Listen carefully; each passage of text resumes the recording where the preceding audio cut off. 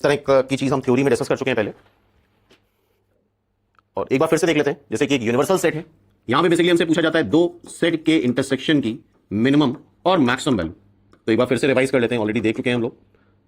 पहला केस ये होता है,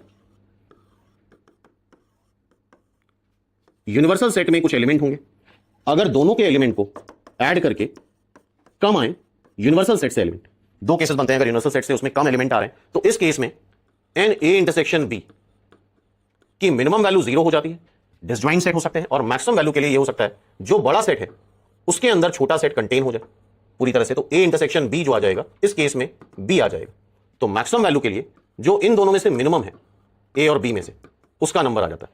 अगर दोनों सेट के एलिमेंट का सम, दोनों सेट में जितने एलिमेंट आ रहे हैं वो यूनिवर्सल सेट से कम है, लेकिन अगर दोनों सेट के एलिमेंट का सम यूनिवर्सल सेट से ज्यादा है, फॉर एग्जांपल ज्यादातर क्वेश्चन इसी में ही बनते हैं, ठीक है, तो उस केस में ऐसा नहीं हो सकता वो डिसजॉइंट सेट हो जाए। मान लो टोटल है 100 लोग, सेट ए में इटसेल्फ है 80, सेट बी में इटसेल्फ है 60, तो ओवरलैप तो करना ही पड़ेगा, क्योंकि अगर ओवरलैप नहीं करेंगे, अलग अलग रहेंगे, तो ये 100 से ज्यादा हो जाएगा। ये कितना हो जाएगा टोटल मिला के 140, तो ओवरलैप तो करना ही पड़ेगा। तो इस केस में क्या आता है, इस केस में जो इंटरसेक्शन है एन ए इंटरसेक्शन बी की मिनिमम और मैक्सिमम वैल्यू के लिए क्या फॉर्मूला लगता है। मिनिमम वैल्यू के लिए तुम्हें सीधे सीधे ये फॉर्मूला लगाना है, एन ए इंटरसेक्शन बी, ध्यान से देखो, n A plus n B minus n A union B, ठीक है, ये फॉर्मूला लगाना है। और उस केस में एन ए यूनियन बी को कई बार हम यूनिवर्सल सेट भी ले लेते हैं अगर कोई खास इंफॉर्मेशन नहीं दे रखी तो, और ये मिनिमम यहां से आ जाएगा, ये मिनिमम है। और मैक्सिमम के लिए फिर से वही करो, बड़े सेट के अंदर छोटा सेट सबसेट बना लो, B is a subset of A. तो मैक्सिमम के लिए जो दोनों सेट में मिनिमम है एन ए और एन बी में, वो मैक्सिमम हो जाता है। तो ये टॉपिक आजकल बहुत ट्रेंडिंग है, ध्यान रखना। दो केसेस बनेंगे, दोनों सेट के एलिमेंट यूनिवर्सल सेट से कम है या दोनों सेट के एलिमेंट यूनिवर्सल सेट से बड़े हैं।